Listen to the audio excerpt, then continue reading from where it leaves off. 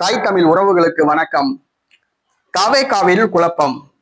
தமிழக வெற்றி கழகத்தில் மீண்டும் குழப்பம் என்ற தலைப்பில் இந்த காணொலியை காண்கிறோம்.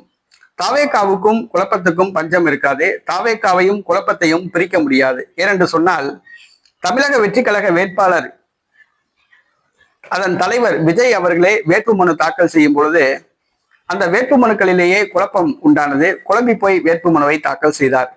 1க்கு 3 தடவை திருத்தம் செய்து தாக்கல் செய்துள்ளார்.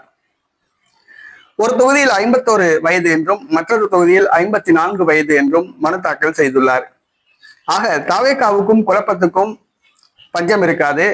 இரண்டும் பிரிக்க முடியாது. தற்பொழுது தமிழக வெற்றி கழக தொண்டர்கள் குழம்பி போய் உள்ளார்கள். தமிழக வெற்றி கழகம் ஏதாவது ஒரு மிகப்பெரிய கட்சியுடன் கூட்டணி வைக்கும். அந்த கட்சி தொண்டர்களோடு சேர்ந்து ஆரவாரமாக பிரச்சாரத்துக்கு செய்யலாம் என காத்திருந்தார்கள். ஆனால் தற்பொழுது தமிழக வெற்றி கழகம் மட்டும் தனித்து விடப்பட்டது. தற்பொழுது தமிழக வெற்றி கழக தொண்டர்கள் பிரச்சாரத்துக்கு வருவதே கிடையாது. விஜய் வந்தா கூட்டம் கூடுறாங்க. ஆனா பிரச்சாரத்துக்கு போகும்போது வேட்பாளர் கூட அவங்க போறதே கிடையாது.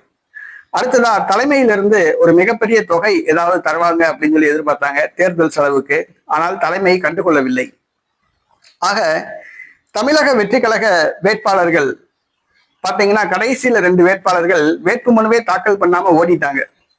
என்ன கேட்டோம்னா, தோக்க போறது உறுதி, எதுக்கு நம்ம செலவழிக்கணும் அப்படின்ட்டு 2 பேர் வேட்புமனு தாக்கல் பண்ணாமலே ஓடி போயிட்டாங்க. கடைசியில தேடி பிடிச்சி வேற 2 பேரை கூட்டிட்டு வந்து வேட்புமனு தாக்கல் செஞ்சிருக்காங்க.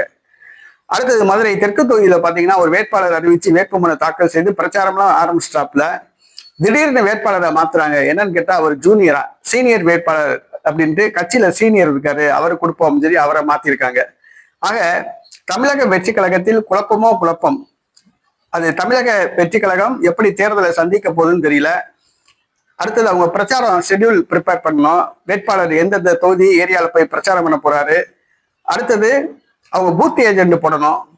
அடுத்தது ஓட் கவுண்டிங்க்கு பவர் ஏஜென்ட் போடணும். இதெல்லாம் எப்படி சமாளிக்க போறாங்கன்னு தெரியல. தமிழக வெற்றி கழகம் தேர்தல் களத்தில் குழம்பி போய் உள்ளது. தாவேகாவில் புது குழப்பம் ஏற்பட்டுள்ளது.